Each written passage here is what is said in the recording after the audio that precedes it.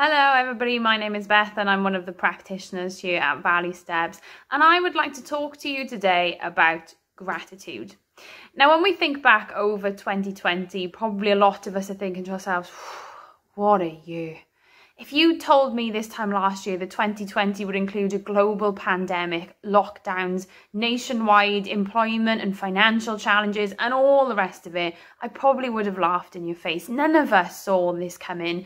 2020 has been an extraordinary year and has been extremely challenging for many of us. And even as we enter 2021, there is still a lot of uncertainty in the air. But I want to tell you a little bit of a secret. I'm actually quite grateful for 2020. Yes, it's been a difficult year for me, and yes, some really challenging things have happened, but there's also a lot that I'm grateful for. I'm grateful that I've had more time to grow closer to my family. When I look back over 2020, some of my fondest memories now are dinners with my family, long walks with my parents, family quiz nights and all the rest of it. I'm grateful that I've had more time to spend on my hobbies. I play the saxophone, and during school and university I was spending hours a day playing, and I'd be performing in concerts really frequently. When I left university and I started work, life started to get in the way a little bit, and over the past few years I haven't really played as much as I would like to. This year I've had so much more time to start playing my sax again and really focus on that, and I don't think I realised how much I'd missed it until I was playing more frequently again. I feel so grateful now that I've had more time to spend on that this year, time to reconnect with my former self and time to rediscover a passion that I once had. I'm also grateful for the amazing friends that I have around me, and even though we've barely been able to see each other physically this year, we've all worked really hard to maintain our friendships through video calls, virtual quizzes and nights out and things like that.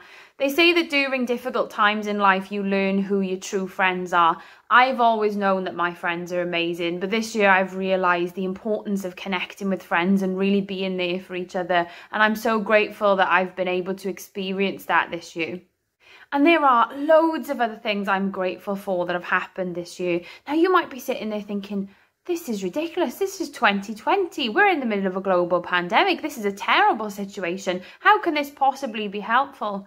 Actually, practicing gratitude like I just did has been shown in research to be extremely helpful for our well-being and for boosting our mood.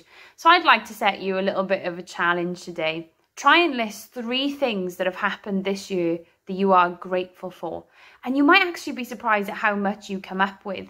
Now, there is a practice that can be really helpful, a little bit of an exercise that people do. I personally love to do this. I keep what we call a gratitude journal. So every night before I go to bed, I write down in my gratitude journal 3 good things that happened that day that I am grateful for.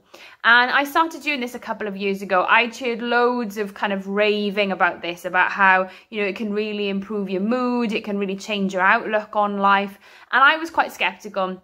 But I started doing it a couple of years ago, and I think it has really changed my outlook on things. I think I've naturally always been a little bit of a negative person. I often notice more of the negative things that happen in the day, and I tend to miss a lot of the positive stuff, or I tend to overlook it because I'm so focused on those negative things.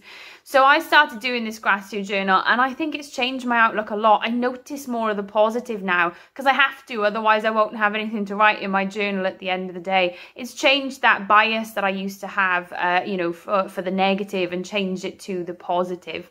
So like I said, challenge yourself today. Have a little think back over 2020 and see if you can list 3 things that happened this year that you are grateful for, and maybe start keeping a bit of a gratitude journal. Maybe that could be a New Year's resolution for 2021. Thanks for watching, everybody. I hope you found this helpful. I'll see you in my next video update.